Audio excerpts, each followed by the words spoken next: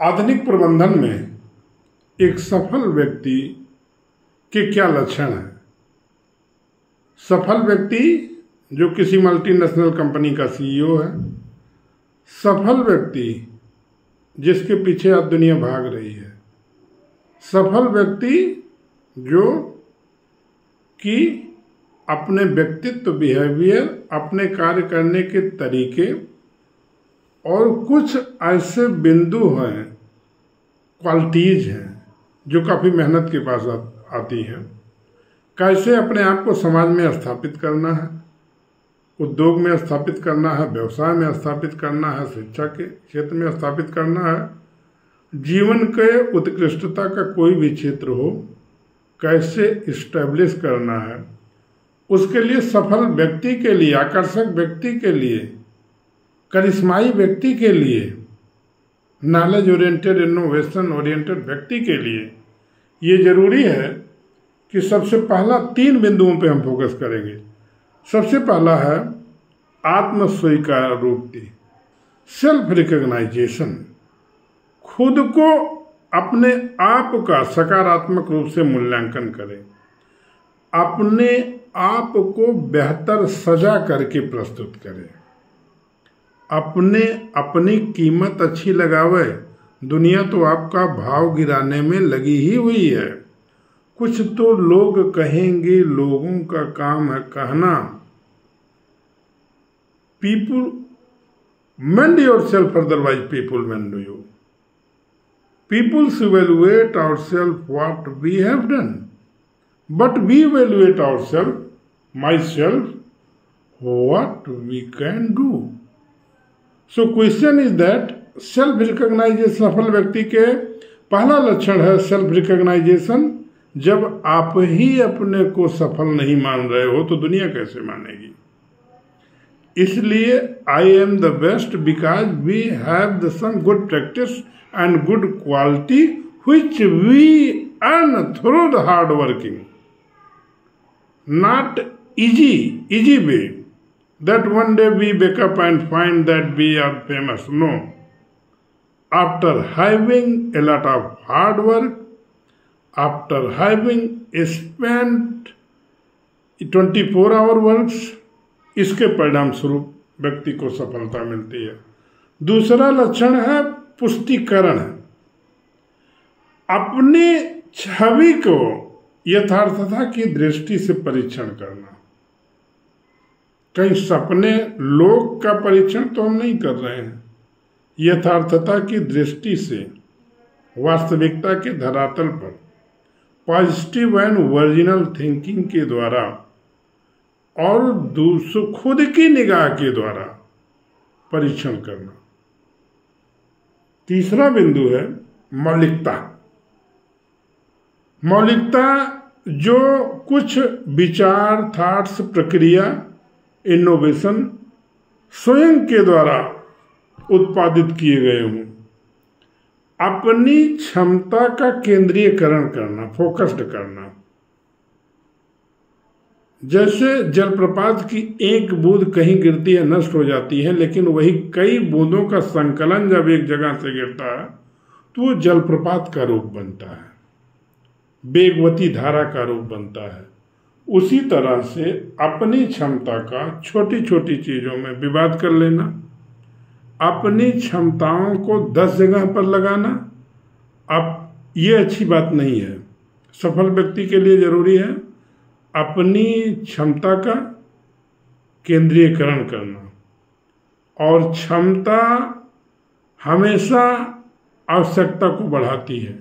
आवश्यकता, need and capacity, they have the very good correlations. आवश्यकता जब व्यक्ति की बढ़ती है तभी उसकी क्षमता का विस्तार होता है। अगर आवश्यकता नहीं रहेगी तो वो संतोष की अवस्था में रह करके अपनी क्षमता का विस्तार नहीं कर पाएगा। ये ओल्ड कॉन्सेप्ट माना जा रहा है कि सबसे बड़ा है संतोष धन। ये ओल्ड कॉन्सेप्ट माना जा रहा है कि चिंता छोड़ो, सुख से जियो, अपनी आवश्यकताओं को सीमित करो। अच्छी बात है अपनी आवश्यकताओं को सीमित करना, लेकिन इसके साथ ही हम अपनी क्षमताओं को भी सीमित कर देते हैं। आवश्यकता सीमित हो, क्षमता सीमित हो जाएगी। इसलिए आवश्यकताओं का विस्तार, ये अलग बात है। आवश्यकता के विस्तार के बाद जब क्षमता विस्तार हो, उस क्षमता विस्तार का थोड़ा सा भी अंश दूसरों को लाभ जरूर मिले।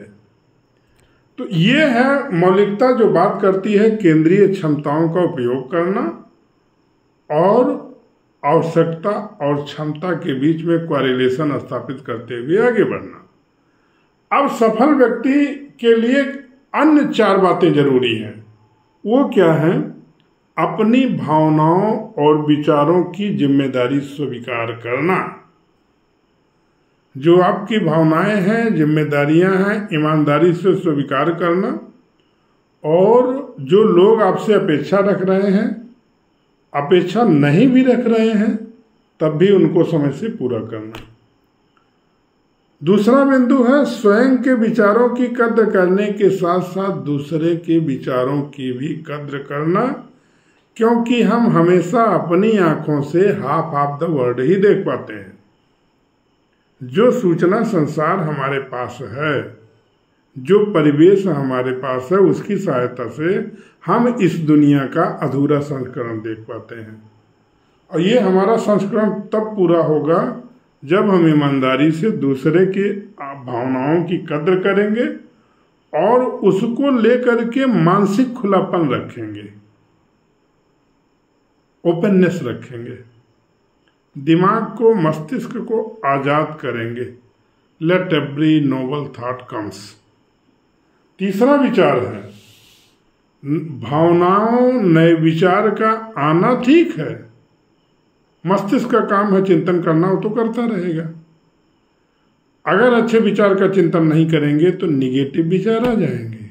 भगवत गीता में भगवान यही कहते हैं, प्रकृतियों ही कर्माणि। अगर आप अच्छे कार्य करेंगे नहीं, सकारात्मक चिंतन नहीं करेंगे, तो इन क्षणिक तत्क्षिति जल पावक गगन समीरा, इनसे बना हुआ ये शरीर नकारात्मक चिंतन करने लगेगा। तो नए विचार, नई भावनाएं, उनको केवल सोचना ही नहीं, उनको एक्शन में कब आना है, उनको लेकर के कार्य करना, उनको लेकर के जीवन की अधूरी यात्रा से आगे बढ़ना, उनका एक्सपेरिमेंट करना, और फिर जब एक्सपेरिमेंट सफल हो जाए तो दूसरों को इसको करने के लिए प्रेरित करना। नहीं तो कितने भी अच्छे विचार हमारे हों, वो शमशान घाट में दब जाएंगे, शमशान की राख की तरह किसी के काम नहीं आएंगे। उन विचारों को फ्रूटफुल मूर्त रूप देना है। विचार आपके हैं तो दूसरा मूर्त रूप तो दे नहीं पाएगा, स्वयं को ही मूर्त रूप देना पड़ेगा। और दूसरी बात यह है, दूसरों को भी मानसिक खुलापन करने के लिए, विचारों की आज़ादी के लिए और उनके अपनी भावनाओं को खुले मन से रखने के लिए प्रोत्साहित करना। ये स्टेप के बाद व्यक्ति एक टीम के रूप में कार्य करेगा, टीम लीडर बनेगा, और सफल व्यक्ति अपनी एक इमेज बनाता है। उसकी इमेज बनती है उसके नॉलेज से, नॉलेज कन्वर्ट होता है एटीट्यूड में, एटीट्यूड कन्वर्ट हो जाता है बिहेवियर में, और behaviour, knowledge, attitude, self image, ये सारी चीज़ें मिल करके एक व्यक्ति की सेल्फ ब्रांड हो जाती है, एक मार्केट वैल्यू हो जाती है, उसके इथिक्स की, उसकी नैतिकता की, उसके एक एक शब्दों की कीमत आंकी जाती है, उसके हर समय को घड़ी की सुइयों से मिलान किया जाता है, सोने, जागने, बात करने, और यह उसका आकर्षक चेहरा, लोग उसके जैसे कपड़े पहनना पसंद करते हैं, उसके जैसे चलना पसंद करते हैं, उसके जैसे ब्रांडों को प्रयोग करना समझते हैं। लेकिन ये स्टेज प्राप्त करने में जीवन में रात के अंधेरे में बहुत कुछ त्याग करना पड़ता है। जब दुनिया सो रही होती है तब जागना होता है। एक समय में एक ही जैसा चिंतन करने वाले बहुत से लोग होते हैं, उसी समय आपको दूसरे तरीके से चिंतन करना होता है, आनंद के क्षणों को छोड़ना होता है, निराशा के वातावरण में जीना होता है, और तब जाकर के व्यक्ति कि सेल्फ इमेज बनती है, सेल्फ ब्रांड बनता है और सक्सेसफुल व्यक्तियों की श्रृंखला में अपने को स्थापित करता है और बहुत लंबे समय तक सफलता के उच्च स्तर पर खड़ा रहता है। जय हिंद।